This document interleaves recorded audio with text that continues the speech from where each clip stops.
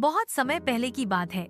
एक गांव था सीतापुर, जहां किसान खेती किसानी से अपने परिवार का पेट पालते थे। लेकिन गांव पर राज करता था एक कठोर, लालची और निर्दयी जमींदार ठाकुर वीरनाथ सिंह। ठाकुर का नियम था, जो जमीन पर हल चलाएगा उसे हर फसल से आधा हिस्सा देना होगा। किसानों की मेहनत, बारिश, बीज और जान तक की बाजी, सब कुछ उनका, लेकिन फायदा आधा। गांव का एक ईमानदार और मेहनती किसान था, हरिराम।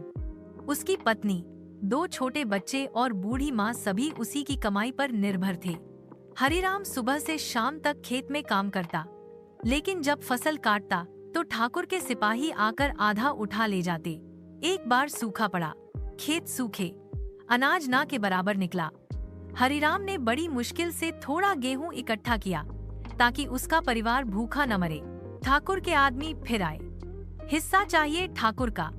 हरिराम ने हाथ जोड़कर कहा, मालिक, इस बार कुछ नहीं बचा। मेरी बूढ़ी माँ कई दिन से भूखी है, रहम कीजिए। लेकिन सिपाही ने डंडा मारते हुए कहा, ठाकुर का हुक्म है, अनाज दो वरना जान। हरिराम की आंखों में आंसू आ गए। उन्होंने अपना बचा खुचा अन्न भी दे दिया। अब घर में भूख और डर दोनों आ बसे। अगले दिन गांव के मंदिर में सब किसान इकट्ठा हुए। हरिराम ने आवाज उठाई, कब तक सहेंगे ये जुल्म? हमारी जमीन, हमारी मेहनत और खाने को दाने नहीं, अब बस।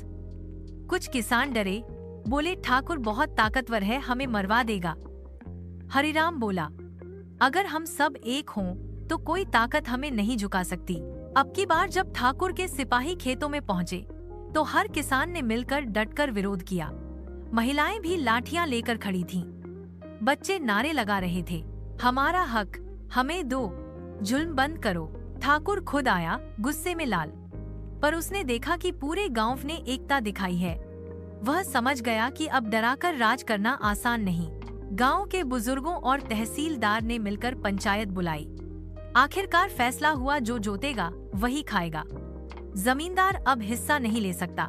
हरिराम और गांव के किसानों की एकता और साहस की जीत हुई।